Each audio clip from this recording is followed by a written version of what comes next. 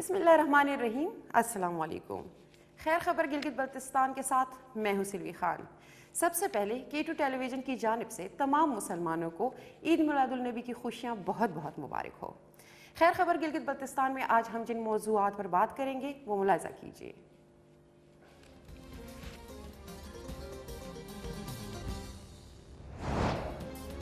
Pakistan Peoples party کے chairman Bilawal Bhutto Gilgit پہنچ گئے۔ گلگت جاتے ہوئے بلاول کی گاڑی دشوار راستوں کے باعث 2 گھنٹے رکی رہی۔ کئی گھنٹوں کے سفر کے بعد بلاول سسی ہراموش اور چھوگٹ کے مقامات پر پہنچے۔ جیالوں کا زبردست استقبال۔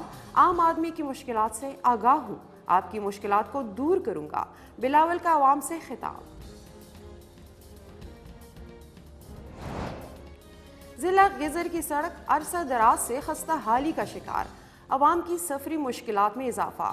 نون لیگ اپنے 5 سالہ دور حکومت میں شاہراہ ٹھیک نہ کر سکی۔ تعلیم اور صحت کے شعبے میں بھی نون لیگ کی نااہلی پر عوام کی تنقید۔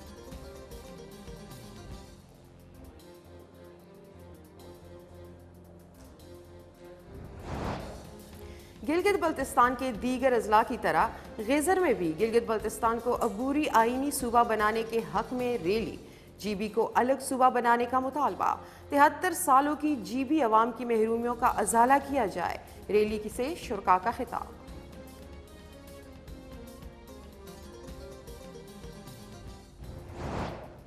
اور خیر خبر گلگت بلتستان میں آج آپ کو سیر کرائیں گے استور کی راما لیک کی۔ دیکھتے رہیے K2 ٹیلی ویژن۔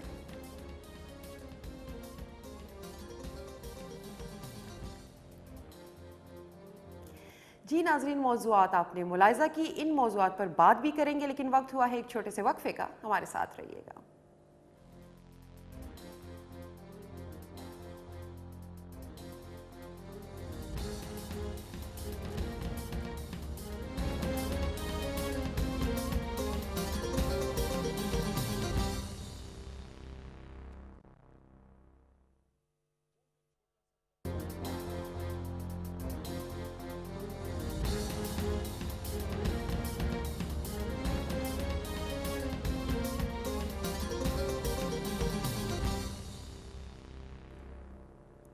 خیر خبر گلگت بلتستان میں آپ کو خوش آمدید کہتے ہیں، اور اب بات کریں گے ان موضوعات پر جو ہم نے آپ کو بریک سے پہلے بتائی۔ سب سے پہلے آپ کو بتاتے چلے پاکستان پیپلز پارٹی کے چیئرمین بلاول بھٹو زرداری گلگت پہنچ گئے۔ گلگت روڈ کی دشوار گھاٹی، جماعت چھوا اور تنگش کے مقامات پر چیئرمین بلاول بھٹو زرداری کی گاڑی پھنسی رہی۔ آپ کو بتاتے چلے چیئرمین بلاول بھٹو زرداری سکردو گلگت روڈ کے پرخطر راستے پر دریائے سندھ اور کھائی کے ایک جانب 2 گھنٹے تک موجود رہے۔ قمر زمان قائرہ، امجد ایڈوکیٹ اور دیگر پیپلز پارٹی رہنما بوندا باندی اور یخ بستہ ہواؤں کے باوجود ٹریفک کی بحالی کے لیے مصروف رہے۔ ٹریفک کی روانی بحال ہوتے ہی چیئرمین بلاول بھٹو زرداری کا سسی ہراموش اور چھوگٹ کے مقامات پر پہنچے، جہاں ان کا پرتپاک استقبال کیا گیا۔ عوام سے خطاب کرتے ہوئے بلاول نے کہا کہ انہوں نے اس راستے پر سفر کیا جس راستے سے عام آدمی سفر کرتا ہے، اور انہوں نے بھی انہی مشکلات کا سامنا کیا جن مشکلات کا سامنا ایک عام شہری کو کرنا پڑتا ہے۔ بلاول نے کہا کہ اس علاقے میں عام آدمی کی مشکلات کا ادراک ہے اور آپ سبھی کی مشکلات کو پاکستان پیپلز پارٹی دور کرے گا۔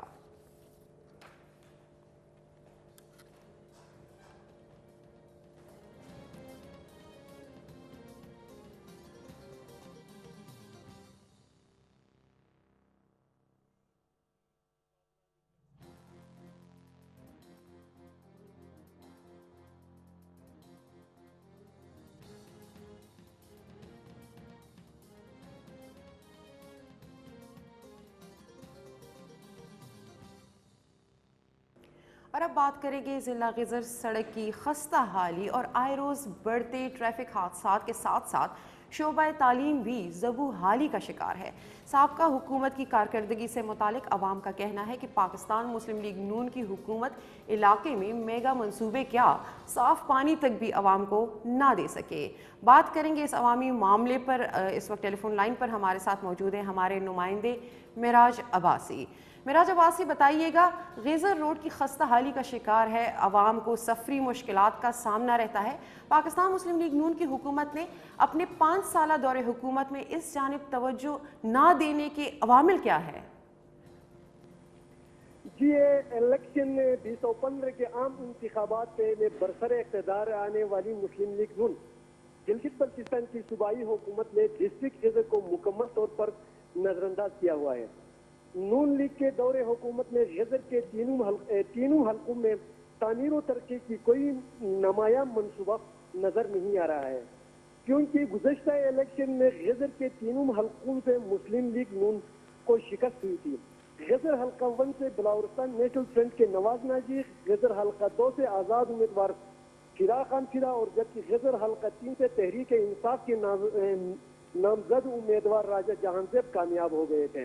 مسلم لیگ کے نون کے سابق صوبائی حکومت نے گزشتہ 5 سالوں کے دوران مسلم لیگ نون کو ووٹ نہ دینے پر غزر کو سیاسی انتقام کا نشانہ بنایا ہے. غزر کے اندر اس وقت رابطہ سڑکیں، صحت، تعلیم کے شعبے انتہائی زبوں حالی کا شکار ہے. گلگت غزر روڈ پر صورتحال یہ ہے کہ 2 گھنٹے کی سفر پر اس وقت 4 گھنٹے سے زیادہ ٹائم صرف ہو رہی ہے، جبکہ ہسپتالوں میں صورتحال یہ ہے کہ ایک پیرسٹامول کی گولی تک دستیاب نہیں ہے، میڈیکل سٹاف نہیں ہے، ڈاکٹرز موجود نہیں ہے. علاقے میں بہت سی جو ہے نا تعمیر و ترقی کے حوالے سے اگر ہم اس علاقے کی بات کریں تو پچھلے 5 سالوں میں مکمل طور پر غزر کا تعمیر و ترقی رک چکا ہے. جی معراج عباسی صاحب بتائیے گا، پاکستان مسلم لیگ نون نے اس علاقے میں صحت کے نظام میں کوئی بہتری کے اقدامات کیے یا اس شعبے میں بھی دیگر شعبوں کی طرح سابقہ حکومت کی عدم دلچسپی رہی؟ اسی حیثیت کے شعبے میں کوئی جو ہے نا نمایاں کارکردگی نہیں رہی. یہاں پر میں نے پہلے بھی یہی عرض کیا کہ گزشتہ 5 سال غزر کو مسلم لیگ نون کی گورنمنٹ نے مکمل طور پر نظر انداز کر کے رکھ دیا ہے.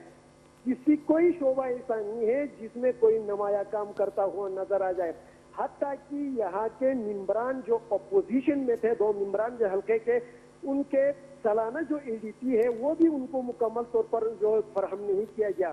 لاسٹ جو 2 ADP ہے دونوں حلقوں میں، غزر حلقہ 1 اور حلقہ 3 میں، دونوں ADP بھی انہوں نے جو ہے نا ریلیز نہیں کیا. بہت شکریہ معراج عباسی تفصیلات سے آگاہ کرنے کا.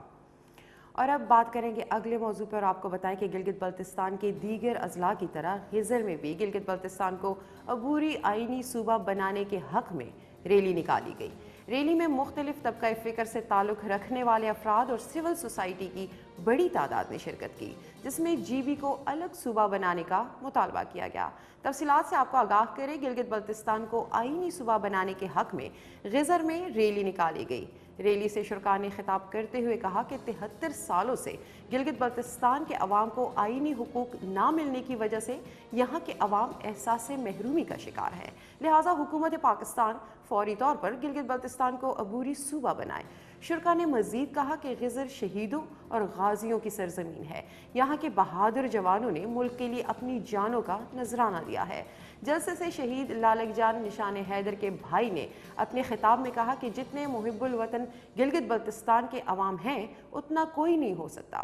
میرے بھائی شہید لالک جان نے ملک کی گلشن کی آبیاری کے لیے اپنی جان دی. آج ہم مطالبہ کرتے ہیں کہ فوری طور پر گلگت بلتستان کو عبوری صوبہ بنایا جائے تاکہ یہاں کے عوام کی احساس محرومی ختم ہو.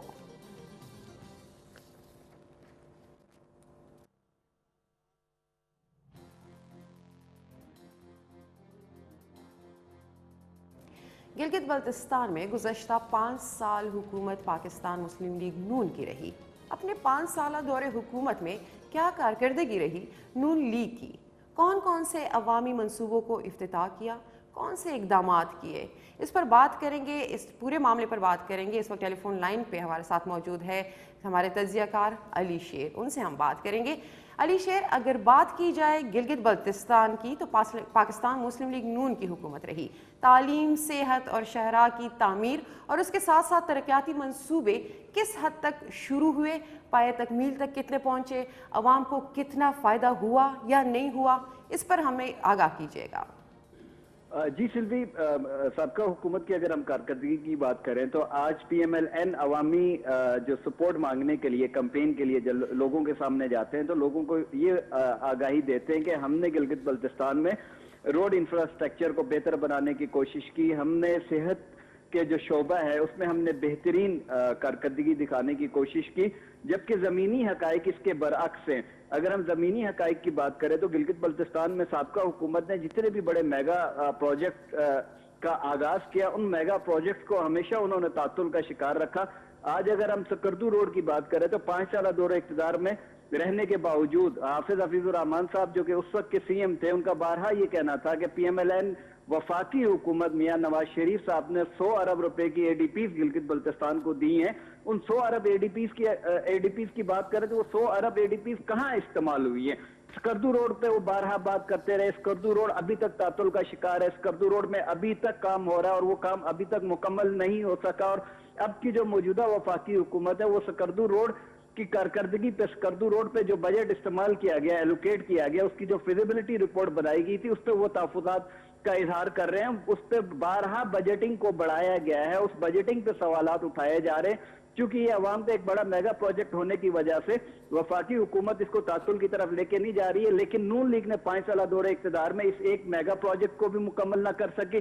اب اگر ان کے شعبہ صحت پہ جو دعوے داری کی وہ بات کریں، اس کی طرف ہم آئیں تو ان کا یہ کہنا ہے کہ ہم نے کینسر ہاسپٹل گلگت میں بنوایا، ہم نے دل کا جو ہاسپٹل ہے وہ گلگت میں بنوایا۔ اگر ان ہاسپٹلز کی ہم بات کریں تو 5 سالہ دور اقتدار میں یہ دونوں ہاسپٹل بھی ابھی تک مکمل نہ ہو سکے، اور یہ ابھی بھی تکمیل کے مراحل کی طرف ہیں، جس میں پھر بات ہوئی آئے گی کہ کبھی کہا گیا جی کہ ہمارے پاس بجٹ کم تھا، کبھی کوئی اور بہانہ بنایا گیا، کبھی کسی وجہ سے تعطل کا شکار رکھا گیا۔ بنیادی جو پوائنٹ تھا وہ یہ ہے کہ نون لیگ نے جتنے بھی پروجیکٹ لانچ کرنے کی کوشش کی وہ بغیر کسی منصوبہ بندی کے تحت تھے، ہنگامی بنیادوں پہ کام ہوتا رہا، اور ہنگامی بنیادوں پہ بنائی گئی فیزیبلٹی رپورٹ میں غیر پیشہ ورانہ۔ بہت بہت شکریہ علی شیر اس معاملے پر اپنا تجزیہ دینے کا۔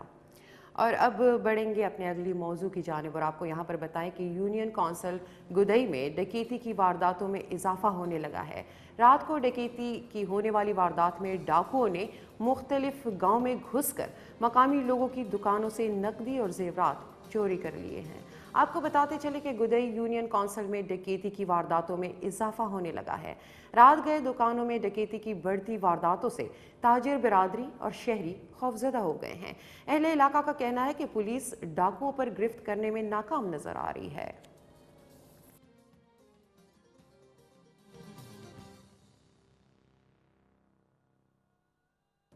اس حوالے سے وہاں کے لوگوں کا کیا کہنا ہے، آئیے آپ کو دکھاتے ہیں۔ میرا نام عبدالحق ہے اور میں یہاں کا باشندہ ہوں۔ سب سے پہلی بات تو یہ ہے کہ میں K2 چینل کا بڑا شکر گزار ہوں کہ آپ نے یہاں پہ آئے اور لوگوں کے مسائل کو اجاگر کیا۔ جناب یہاں پہ رات کو چوروں نے تقریباً درجنوں جو ہے وہ مقامی لوگوں کے اسٹوروں کو لوٹ لیا، جس میں نقدی اور زیورات بھی شامل تھے۔ ہماری گزارش یہ ہے کہ حکام بالا سے کہ ان وارداتوں کو کنٹرول کیا جائے۔ یہ تقریباً کافی عرصے سے یہ چل رہے ہیں اور اس طرح کی وارداتیں جو ہے یہ ان مقامی لوگوں کے لیے بڑے دشواری کا سبب بن سکتے ہیں۔ تو میں نے اسپیشلی انتظامیہ کو ایک شعر لکھا تھا، تجھے بڑا ناز تھا لوگوں کے دلوں میں تیری رہبری کا، تجھے معلوم ہی نہیں رہا لوٹا لٹیروں نے رات کے اندھیرے میں۔ تو اس شعر کے تناظر میں آپ لوگوں کو تھوڑی سی آنکھیں کھول کے ان مقامی لوگوں کے مسائل کو تھوڑا سا مسائل کے اوپر توجہ دے دیں اور فی الفور جو ہے ان چوروں کو کیفر کردار تک پہنچا دیں۔ Thank you very much. ضلع دیامیر چلاس تھلپن کے مقام صدیوں پرانے بدھ مت کے آثار آج بھی موجود ہے۔ تھلپن تاریخی اور سیاحتی اعتبار سے انتہائی اہمیت کا حامل جگہ ہے۔ یہاں ہر سال ملک پاکستان کے دیگر شہروں سے ہزاروں سیاح بدھ مت کے کندہ کاریوں کو دیکھنے یہاں آتے ہیں، مگر جب ملک پاکستان کا میگا منصوبہ دیامیر بھاشا ڈیم بنے گا تو ایسے میں تھلپن کے مقام پر موجودہ کندہ کاریاں زیر آب آئیں گی اور سیاحتی شعبے کو بہت بڑا نقصان ہوگا۔ اس حوالے سے دیکھتے ہیں فخر عالم کی یہ رپورٹ۔ ملک پاکستان کا سب سے میگا منصوبہ دیامیر بھاشا ڈیم کی تعمیر مکمل ہونے پر ملک میں پانی ذخیرہ کرنے کے لیے سب سے بڑا منصوبہ ہوگا۔ تاہم 7000 سال قبل از مسیح سے لے کر 16ویں عیسوی تک کے مختلف ادوار سے تعلق رکھنے والے تقریباً 5000 اہم ترین تاریخی پہاڑ نقش و نگار اس ڈیم کی مکمل ہونے پر زیر آب آ سکتے ہیں۔ गिलगित बल्तिस्तान के ज़िला दियामिर के इलाका चलास के गिद्द नवा में केरथर रेंज की चट्टानों की तरह कदीम आसार दरियाफ्त हुए हैं। पहाड़ों और पत्थरों पर इस दौर के फनकारों ने इंतहाई फनकाराना अंदाज में खूबसूरत शायकार तख्लीक किए हैं, जो कदीम आसार से दिलचस्पी रखने वाले अफराद के लिए बाइस कशिश हैं। ये अशकाल इस बात की दलालत करती हैं कि गिलगित बल्तिस्तान का ज़िला दियामिर चलास का शुमार भी दरियाई सिंध के कदीम तहजीबों में होता था। इन पत्थरों पर शिकार के कदीम आलात खड़े होकर निशाने लेने और गाद लगाकर शिकार करने के मनाजिर की अक्कासी की गई है, और इन पत्थरों पर बैल, भैंस और बकरी के अशकाल भी तराशी गई हैं। इन तमाम कदीम आसार की दरियाफ्त 19वीं सदी में हुई थी। इन पहाड़ी नकूश व निगार और लिखाइयों से ज़िले दियामर में बसने वाले कदीम लोगों की अकायद और सकाफ़त देखने और समझने के अलावा यहाँ दुनिया के दूसरे खित्तों से आने वाले गैर मुल्की सयाहों के बारे में भी पता चलता है। थलपन के मुकाम पर मौजूद एक ऐसी चट्टान पर नक्श और निगार के हवाले से बताया जाता है कि इस इलाके में मौजूद पत्थरों पर जानवरों, इंसानों और दीगर निशानियों के खाके जिनका ताल्लुक़ हर अहद से है। इसी तरह कुछ पहाड़ों पर मौजूद पुरानी लिखाइयों के हवाले से बताते हैं कि कुछ लिखायाँ साबिक अदवार के अहम शख्सियात के हवाले से हैं। कुरानकारियों के अलावा यहाँ कुछ लिखायाँ जनूबी एशिया और वस्ती एशिया की पुरानी ज़बानों में लिखी गई हैं। शुरू की लिखाई गंधारी ज़बान में है, जो इस इलाके में 2000 से 1700 साल पहले की हैं। वाबडा के मुताबिक तकरीबन 5000 अहम तरीन तारीखी पहाड़ नक्श व निगार 3D स्किंग की जाएगी और उनका बाकायदा रिकॉर्ड मरतब किया जाएगा। जिन पत्थरों को मुंतकिल करना मुमकिन हुआ उन्हें महफूज मुकाम मुंतकिल किया जाएगा, और जिन नकूश जो मुंतकिल करना मुमकिन न हुआ इनकी नकूल तैयार की जाएगी। मगर अब ज़रूरत इस अमर की है कि यहाँ एक म्यूज़ियम कायम किया जाए ताकि गिलगित बल्तिस्तान खुसूसन चलास और ज़िले दियामर इसके इर्द गिर्द वाक़ इलाकों में सकाफ़ती सियाहत को फ़रोग़ देने के लिए मुख्तलिफ़ इक़दामात अमल में लाए जाएंगे। फ़ख्र आलम कुरैशी, K2 TV, चलास, ज़िले दियामिर। जी नाज़रीन, फ़ख्र आलम की रिपोर्ट आपने देख लिया। पढ़ेंगे अगले मौजू की जानिब और आपको यहाँ पर बताएं कि महकमा जंगलात और जंगली हयात गिलगित बल्तिस्तान की जानिब से ट्रॉफ़ी हंटिंग 2020-21 के लिए मारखोर, पहाड़ी बकरा और नीली भेड़ के शिकार के इजाज़तनामे के हुसूल के लिए बोली लगाई गई। तफसीलात से आपको आगाह करेंगे। गिलगित में मुनक़दा नीलामी की खुसूसी तकरीब में मुल्की और गैर मुल्की शिकारियों के लिए रजिस्टर्ड कंपनियों ने हिस्सा लिया और मुख्तलिफ इक़साम के जंगली जानवरों के परमिट्स, इजाज़त नामों के हुसूल के लिए बोली लगाई। शिकार के लिए जारी परमिट्स में बिल तरतीब मारखोर, आइबेक्स और ब्लू शीप शामिल है। अस्तूर मारखोर के शिकार के लिए कुल 4 अदद परमिट्स रखे गए थे, जिसमें सबसे बड़ी 62,000 अमरीकी डॉलर्स 99,63,400 रुपये की बोली का परमिट सफारी नामी कंपनी ने हासिल किया, जबकि 3 परमिट्स फ़ी शिकार 61,500 अमरीकी डॉलर्स के हिसाब से हिमालयन नेचर टूर्स नामी कंपनी को फ़रोख्त किए गए। ब्लू शीप के लिए कुल 18 लाइसेंस रखे गए थे, जिसमें से 8 मुल्की और 12 गैर मुल्की शिकारियों के लिए रखे गए थे। हिमालयन नेचर टूर्स नामी कंपनी ने मज़कूरा जानवर के लिए फ़ी परमिट 6,700 अमरीकी डॉलर्स में हासिल किया, जबकि मकामी शिकारियों के लिए 47,500 रुपये में एक परमिट फ़रोख्त हुआ। आईबेक्स के लिए कुल 150 परमिट्स रखे गए थे। जूम हंटिंग नामी कंपनी ने कराकोरम विलेज ऑर्गेनाइजेशन में शिकार के लिए 3600 अमरीकी डॉलर्स में परमिट हासिल किया, जबकि मुल्की शिकारियों के लिए 10,15,000 रुपये और मकामी तौर पर 1,91,000 रुपये में फ़रोख्त होकर नीलामी की सालाना तकरीब इख्तिताम पज़ीर हुई।